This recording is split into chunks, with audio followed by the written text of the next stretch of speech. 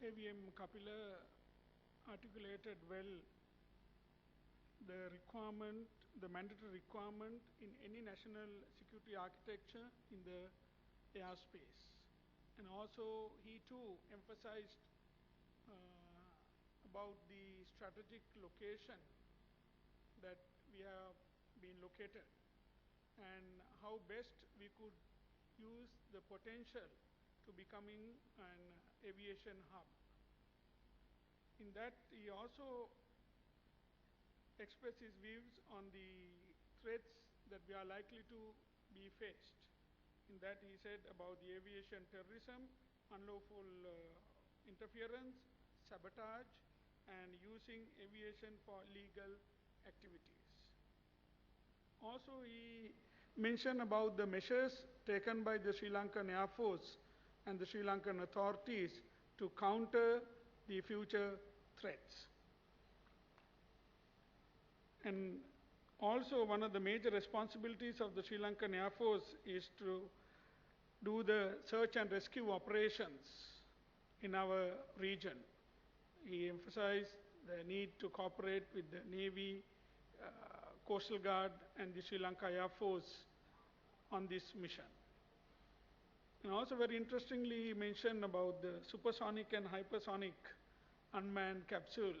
I think we will also get the opportunity in the near future to travel to closer cities within minutes than hours. So with that, I will open the forum uh, for the question and answer session.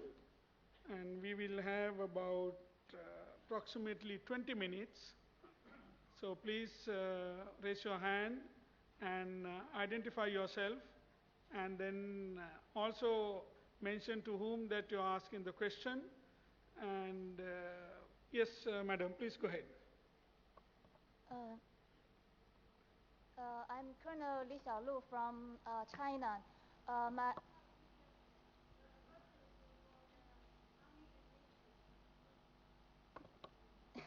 sorry. That is now modern warfare shows more and more clearly the tendency of becoming digitalized warfare, and many advanced armed forces are becoming increasingly digitalized. Many operations are conducted by drones and computer-controlled systems. Can you introduce the modernization level and efforts of the Army and the Navy? That's the first question. The second is, as military budget is always limited, among the three services, which service gets the priority in development? The third is, do you have a published national security strategy, and is it available to us? Thank you. Yes, can you elaborate on the modernization and the level of information and all? Madam, to discuss the doctrine, I had only 20 minutes, so I had to limit the discussion because of the time restriction. However, when you take the land force doctrine and the development of the military force in Sri Lanka, we look at 5 domains: the land, the sea, air, space, and cyber. So I think your question is directed to the cyber domain, and I also introduce something new here. We go beyond the cyber and we take information as a domain. So the technological development to face the challenges in the 21st century in these 5 domains are being taken into account. And new units with regard to those domains are being established in order to face the challenges of the 21st century.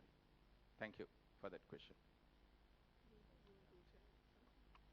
Yeah, with regard to modernization of the Navy, as I flashed on one of the slides, we hope to get some new platforms from friendly countries, including 3 from your country, madam. And we expect a lot of new sensors and a lot of sophisticated radars also to be installed on them, so that we would be able to guard our exclusive economic zone in a better manner. Thank you. About the budgetary requirements for the development. Am I right? That was your second question? My second question is among the three services, which service get the priority in development? Which service gets the priority? Of course, it all depends as all three forces, the Army, Navy and Air Force, as per the requirement, generally the government prioritize the requirements and they provide the necessary budgetary allocations. As you would have seen in the past, to defeat the 3 decades war, the governments spent enormous amounts, and whatever the requirements that we have projected to the government, that was provided. But now the government priority is on the development, mainly on the development of the hubs that we have discussed, that is the naval, aviation, education, and commercial, etc. So as of now, government is spending money, the allocations, the budgetary allocations for the Army, Navy, Air Force, depending on the requirement. Priority-wise, the priority areas been identified. The Navy has identified the requirement to enhance their fleet, and Air Force also. Then the radars mainly for surveillance purposes. Army, we are building on the capabilities, capacity building. So these are our priorities, and you can't exactly say which service been given more priority. Next. Yes, sir.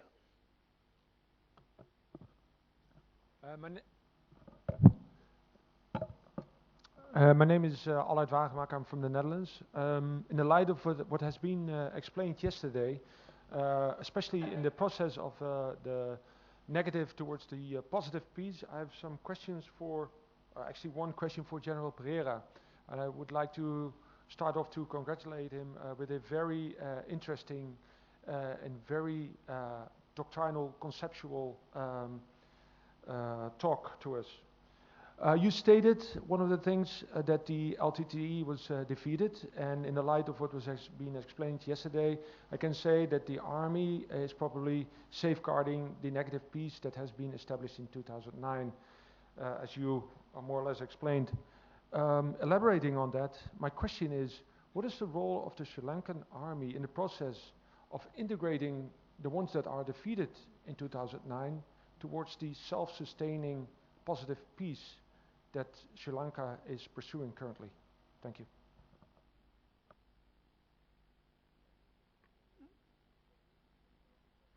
Absorbing the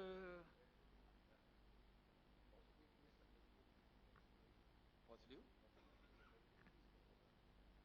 and also recruitment of the people into our services. Yeah, we deliberate in length about negative and positive piece yesterday.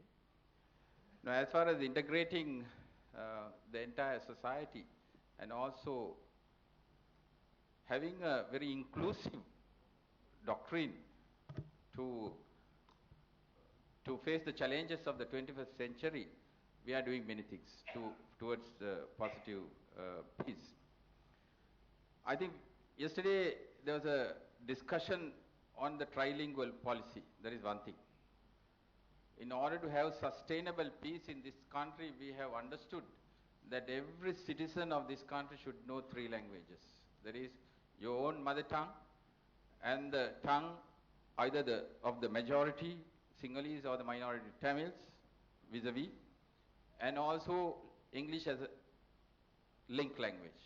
That is one thing that we do in the doctrine, which I did not discuss because of the time factor.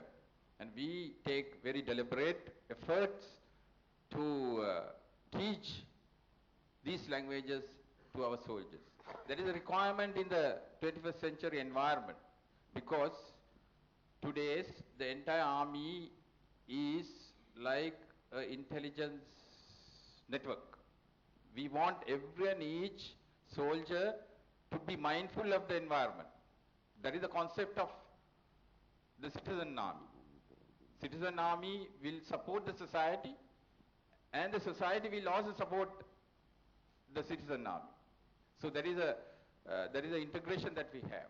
Then, to have more inclusiveness and to be a army which is truly a citizens army, we have started our recruitment process in order to attract minority communities. I think yesterday one speaker said when he joined the civil service, he had so many Tamil officers. Same with me. When I joined the army in 1981, out of the 16, we had about 4 Tamil officers. Unfortunately, the LTTE did not allow them to survive in this setup. First, they were threatened, then they came to Colombo to live safely, then their extended families were threatened. So, therefore, they had to leave not only the army, sometimes even they had to leave the country. Now they live in Washington, Toronto, and maybe in London. So this policy of the LTT prevented the Tamils joining the army. Now we have opened the gates.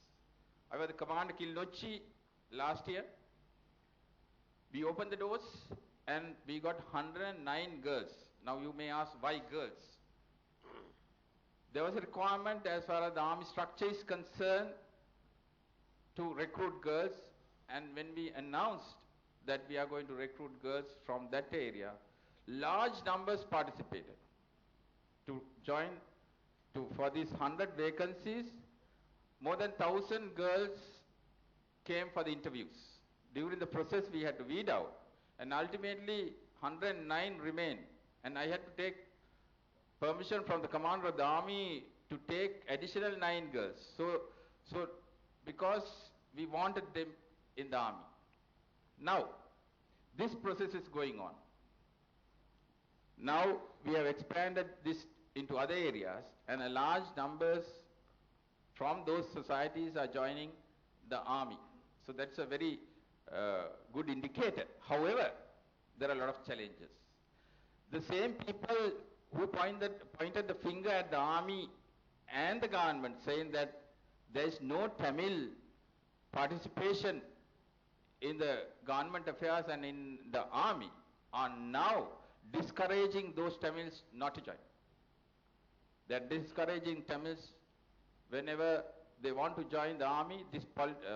The provincial political parties who are carrying the flag of the LTT and the ideology are now discouraging these people in joining the army. However, in order to achieve this positive peace, the army is doing their best to be an entity which is inclusive and entity which is a citizens army, and also we are helping the development process as I described in my presentation. I don't know whether I answered your question correctly. Next. Yes, please, sir.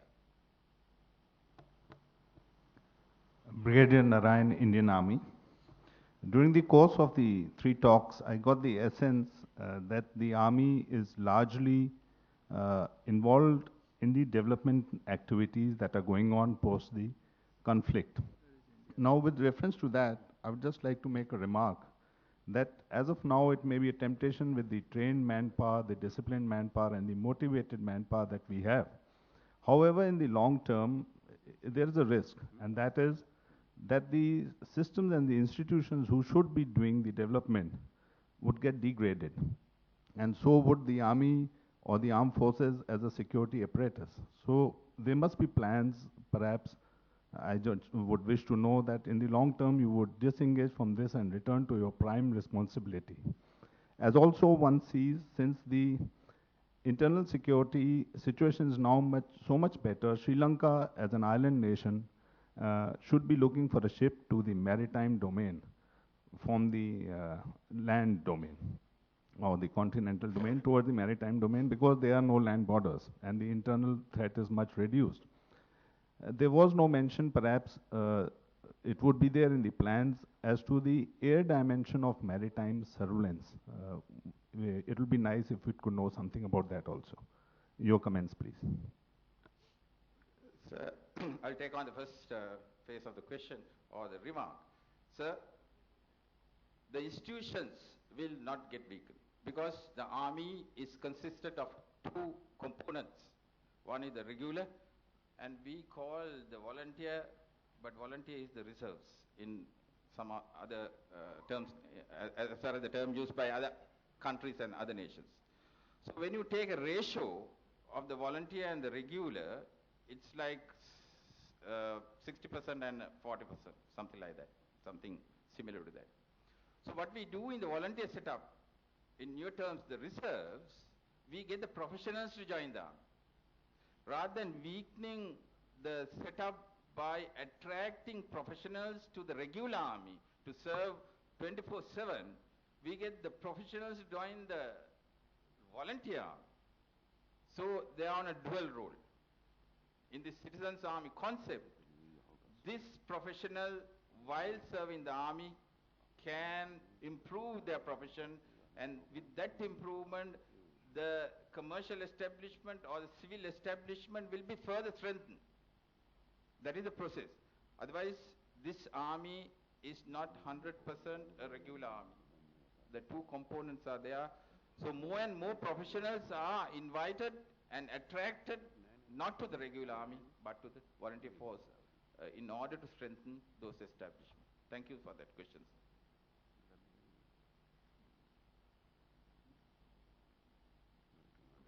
As you mentioned that army is involved in the nation building, and over a period of time there will be other consequences. We are very mindful of those consequences, and we employ troops in a shift basis, that always they are not only doing nation building activities. When a battalion is employed on nation building activities, after a period of time they will be employed again in another role, maybe for IS duties or for other operational duties. So we are very mindful of the fact, and of course the requirement is such. As you know, Sri Lanka had been going through a very bad period for almost more than 30 years. So now is the time for us to, all of us to involve and develop the country. So that's why the armed forces are involved in it. In fact, yesterday also it was deliberated how the Colombo city and all other major cities are becoming better and improved and clean cities. So these are all because there is some involvement of the forces, especially when the capacities are inadequate in the civil sector, when they cannot cope up with the requirements, then the armed forces are being involved in developing the capacities and also to complete the mission, because there are some time frames that we need to complete certain targets. So there the armed forces have got involved. Otherwise, the normal civil machinery works very effectively in the country, and they do their task. And when they are incapable or when they don't have the capacity only, the armed forces get involved in it.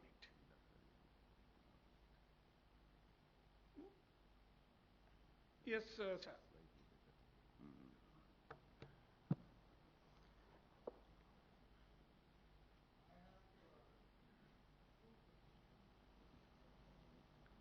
We don't have much more time, sir, but let's see whether we could undertake both.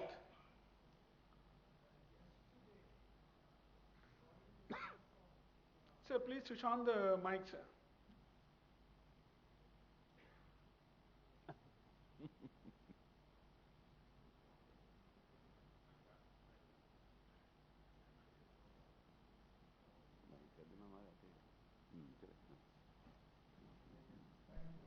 Thank you, sir. Yes. Yesterday, during the course of the presentation, statement was made, which is an empirical fact now, that 40% of the conflicts that are deemed to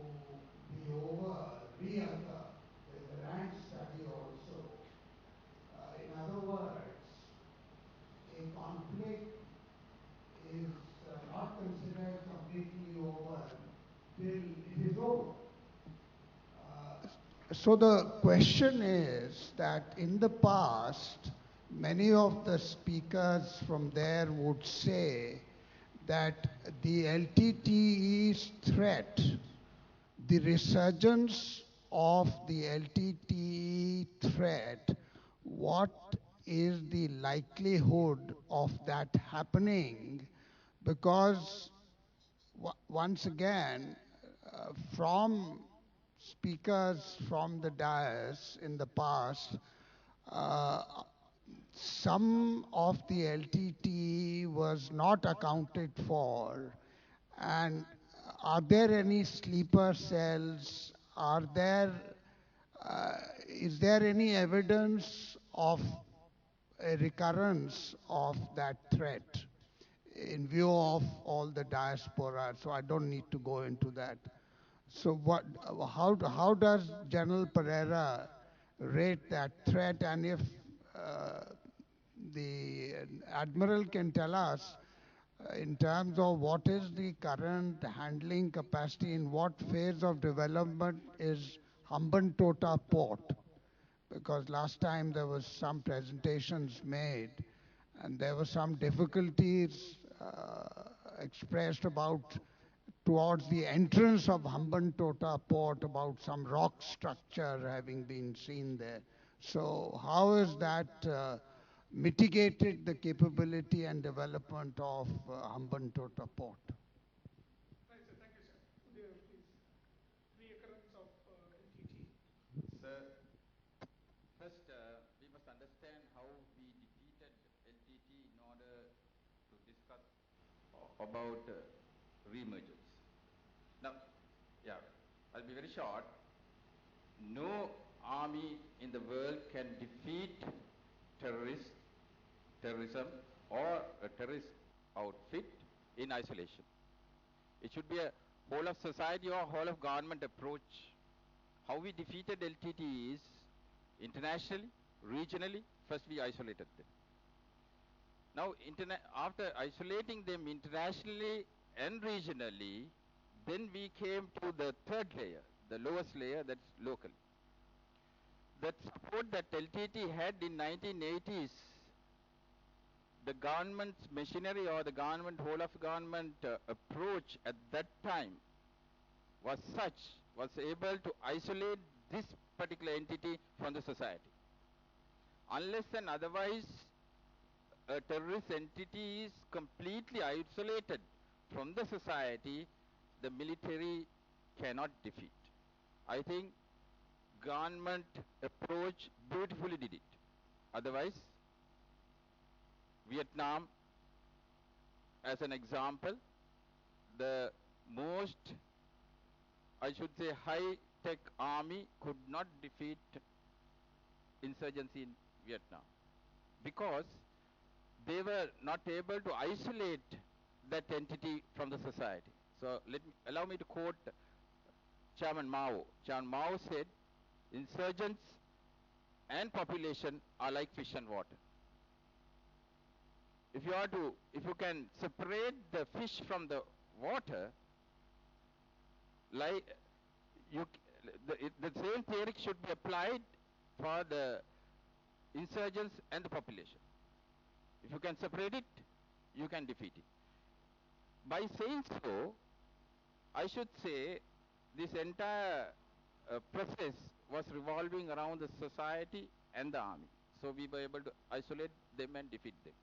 So in that case, you must understand the support of the society was there in order to defeat LTT.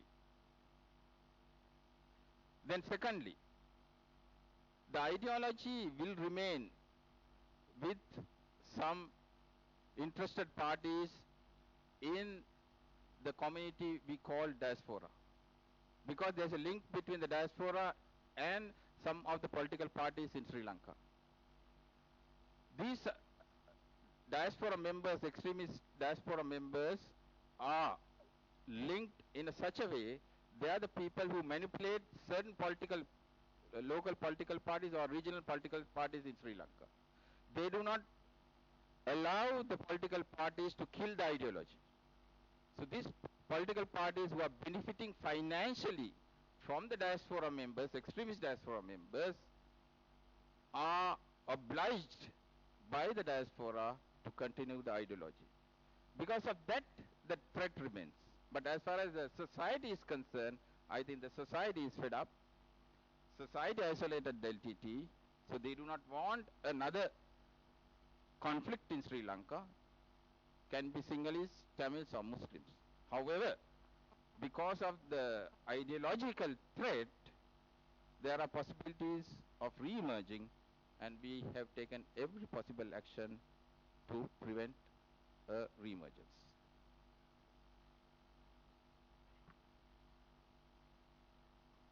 So with regard to your question on Hambantota port, whatever the obstacles that have been there had now been removed, and now yesterday even the guest speaker Dr. Sarath Tamanugama told that he was himself pleased to see the oil tanker coming into the Hambantota port. So oil tanker is having, tankers have the most amount of draft, and therefore now it is evident that there is no obstacle and that normal shipping commercial activities can take place.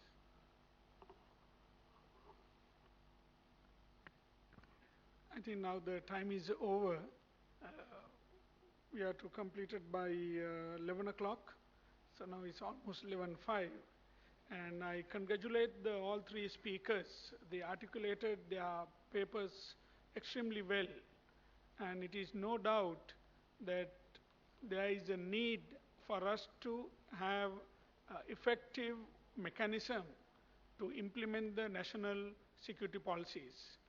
And also, there is no way that we could ignore the importance of the national security.